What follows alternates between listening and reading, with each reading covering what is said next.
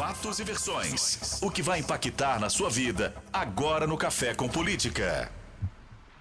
No Café com Política de hoje, o nosso convidado é o deputado estadual Guilherme da Cunha, do Partido Novo.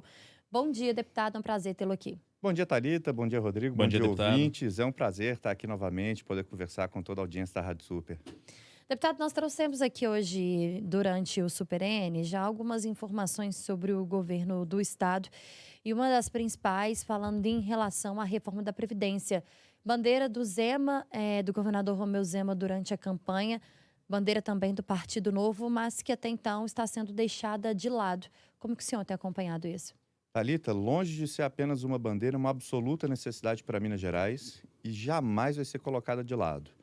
A gente tem hoje um rombo previdenciário em Minas Gerais superior a 18 bilhões de reais.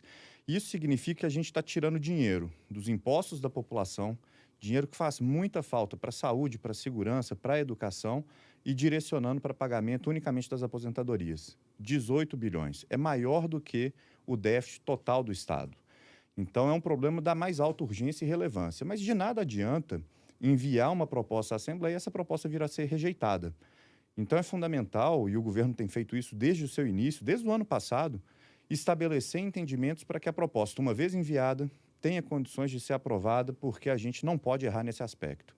Minas Gerais precisa de uma reforma da Previdência e precisa que o projeto seja aprovado.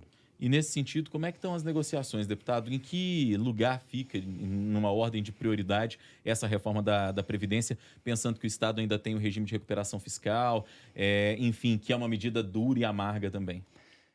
Rodrigo, eu não considero uma medida dura e amarga, não. É uma medida necessária. Para 21 milhões de mineiros que pagam seus impostos e pagam as contas dessa aposentadoria, isso significa sobrar mais dinheiro para poder investir em saúde, em segurança e educação, serviços que retornam para eles. É uma medida, sim, que gera contrariedade no funcionalismo público, porque ele apenas é atingido por essa reforma da Previdência diretamente nos seus recebimentos, mas para o restante da população, para 21 milhões de mineiros, isso significa mais dinheiro disponível para atendimento de saúde, segurança e cidadão que retorna, aliás, saúde, segurança e educação que retornam para o cidadão. Essas negociações, essas conversas, elas acontecem normalmente, diretamente entre o governador, Secretaria de Governo e as lideranças da Assembleia. E acredito que a gente seja muito próximo de ter condições de enviar um projeto já partindo de um consenso inicial, que obviamente vai ser também discutido na Assembleia, vai ser debatido e que a gente acredita tem condições de ser aprovado. Uma das discussões dessas últimas semanas foi em relação à recomposição salarial da segurança pública, deputado. Tem gerado muita polêmica, principalmente porque o projeto passou na Assembleia, mas alguns deputados apresentaram uma emenda para que também os outros servidores do Estado recebessem um aumento salarial. O Estado, a gente sabe, vem alegando que está quebrado, né, com as contas cada vez mais complicadas. E o governador Romeu Zema, que já tinha avisado, inclusive, que não teria como dar o aumento para toda a categoria, para todos os servidores.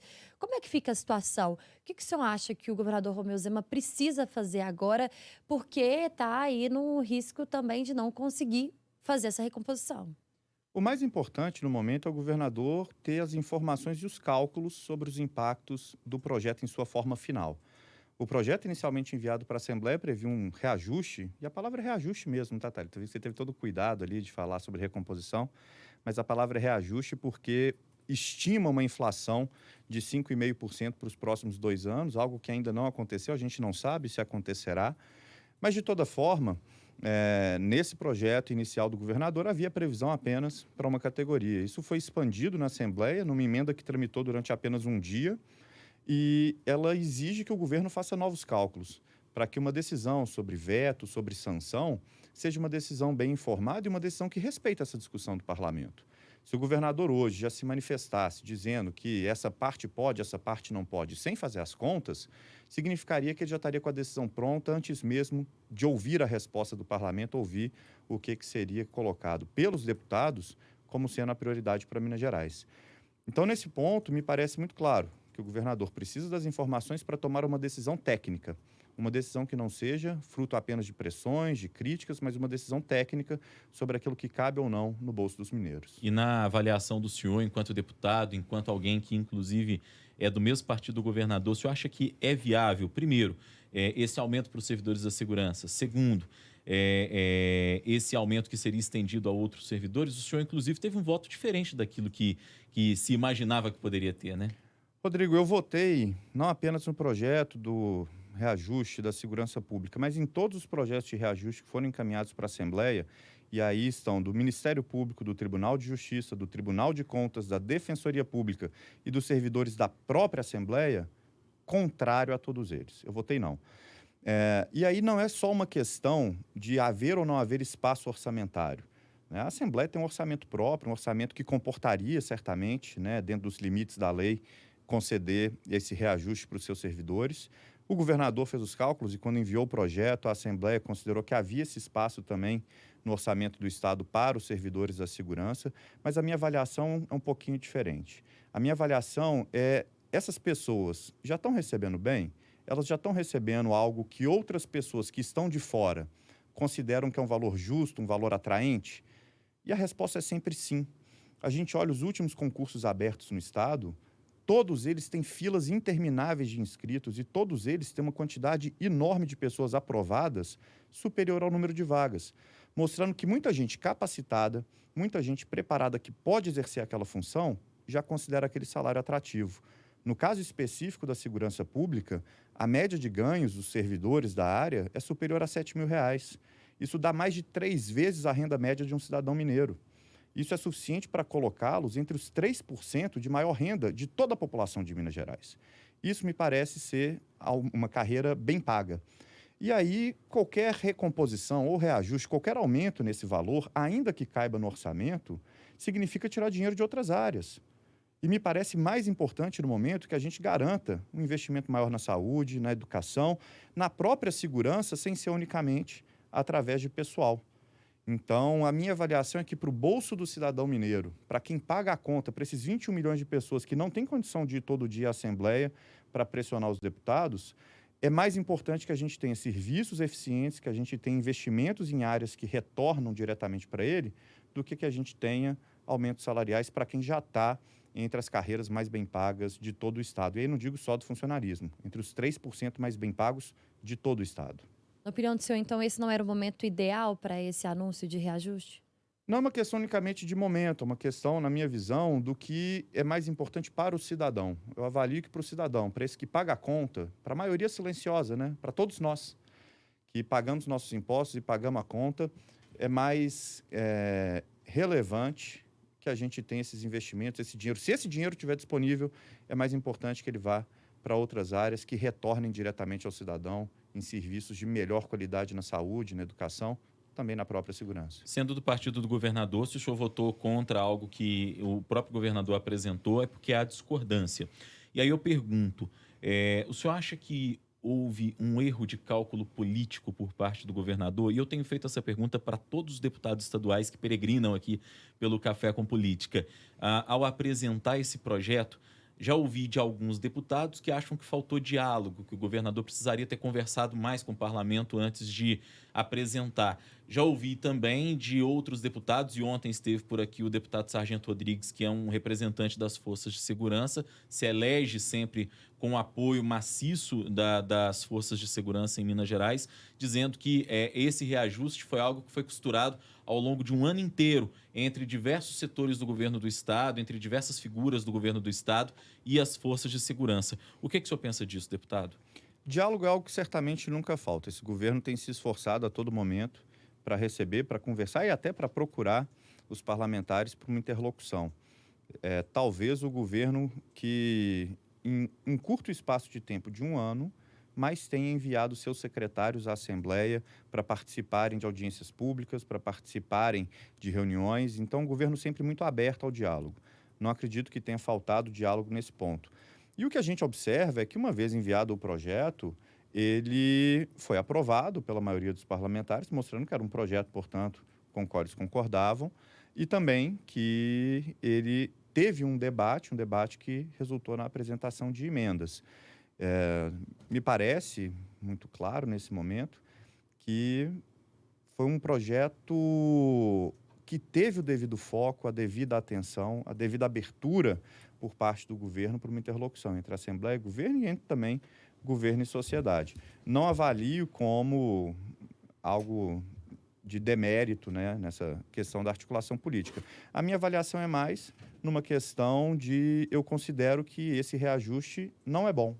Eu considero que esse reajuste ele dificulta a recuperação fiscal de Minas Gerais, ele dificulta que a gente tenha um Estado capaz de honrar seus compromissos, capaz de retomar investimentos em áreas essenciais e que, portanto, ainda que caiba no orçamento, e não sei se cabe, mas ainda que caiba no orçamento, não seria prioridade. Deputado, a gente tem ouvido por parte de algumas figuras políticas e no bastidor político também, muito tem se dito que ao promover esse reajuste às forças de segurança, o governador Romeu Zema acabou estimulando com que forças de segurança de outros estados cobrem aumentos. E aí citam o exemplo do Ceará, aí citam o exemplo da fala do governador João Dória, do estado de São Paulo, aqui recentemente, que criticou o governo Zema por ter apresentado o projeto de reajuste neste momento. O senhor concorda com esse tipo de avaliação? O senhor acha que, tendo aberto esse precedente para as forças de segurança em Minas, o governo acabou abrindo também um precedente para outros estados com levantes, com reivindicações das forças de segurança?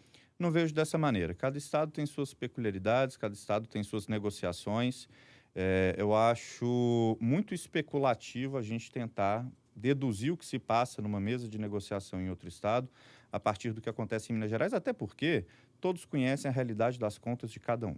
Então, não vejo dessa maneira, mas cada deputado ou cada governador, cada representante em outros estados é livre para manifestar aí sua opinião, seu pensamento. Não faço críticas a quem fala dessa maneira, mas apenas ressalto que aqui em Minas Gerais a gente precisa tomar as nossas decisões olhando para a nossa realidade, para os nossos desafios concretos, para as nossas dificuldades, né? E que o que vem de fora não pode certamente nos pressionar ou nos levar para uma direção que não seja adequada para os nossos desafios.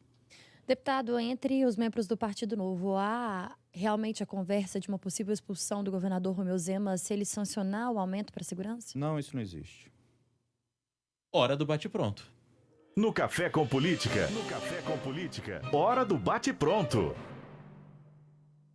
São perguntas objetivas com respostas também objetivas. Combinado, deputado? Combinadíssimo. Para começar, reajuste ou recomposição salarial das forças de segurança? Reajuste. A recomposição seria de 26,48%. Aumento para uma ou para todas as categorias? No presente momento, para ninguém. Votei contra o reajuste de todas as categorias e acho que Minas Gerais tem outras prioridades para atendimento da sua população num orçamento já deficitário. Partido Novo versus governador Romeu Zema. Não há esse antagonismo, há uma parceria muito grande, há um orgulho do trabalho que ele vem realizando. Guilherme da Cunha nas eleições de 2020. Eleições de 2020, eu permaneço deputado com muita alegria, com muito orgulho, acompanharei de perto o desenrolar dessas eleições no Estado e, inclusive, sabendo aí da grande audiência que a rádio tem aqui em Contagem, faço um convite para todos os cidadãos de Contagem, sejam profissionais da política ou não, para se engajarem, fazerem a diferença e se inscreverem no processo seletivo para pré-candidatos a vereador pelo Novo, que está aberto até o dia 8 agora, esse próximo domingo, pelo site queroservereador.novo.org.br. O presidente da Assembleia, Agostinho Patrus. O presidente tem feito uma condução da Assembleia com muita independência, buscando dar autonomia ao Legislativo e é uma peça-chave para que a gente possa, com o apoio dele, tirar o Estado da crise apoiando os projetos do governador. E o presidente Jair Bolsonaro?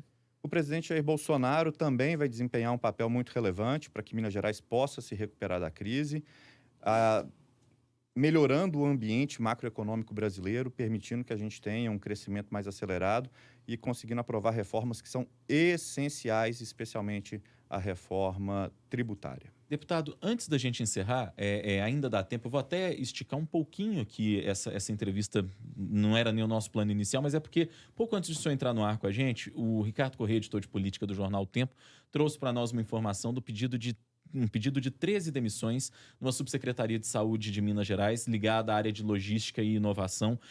E a alegação, inclusive do subsecretário e da turma que o acompanhava, é de que o Estado não está fazendo o papel que deveria fazer no combate ao coronavírus. Eu vou perguntar se o senhor tinha conhecimento dessas demissões e como é que o senhor encara essa possibilidade, não, esse pedido de demissão aí de 13 pessoas na Secretaria de Saúde de Minas Gerais. Não tinha conhecimento, tomei conhecimento agora, enquanto estava na sala de espera para a gente entrar no ar, e eu vejo com muita tristeza. Se a pessoa tem uma crítica e acha que o Estado não está fazendo o que é adequado e ela tem um cargo dentro do Estado, me parece mais adequado que ela trabalhe para que o Estado tome as medidas que são necessárias, ao invés de fazer a crítica, largar o time e deixar a população na mão. Me pareceria mais interessante e certamente mais coerente com o discurso de alguém que está preocupado com o atendimento de saúde da população, ficar e fazer o trabalho, ao invés de criticar e sair. Obrigada, deputado, pelas informações. 8 horas e 57 minutos. Trânsito na Super.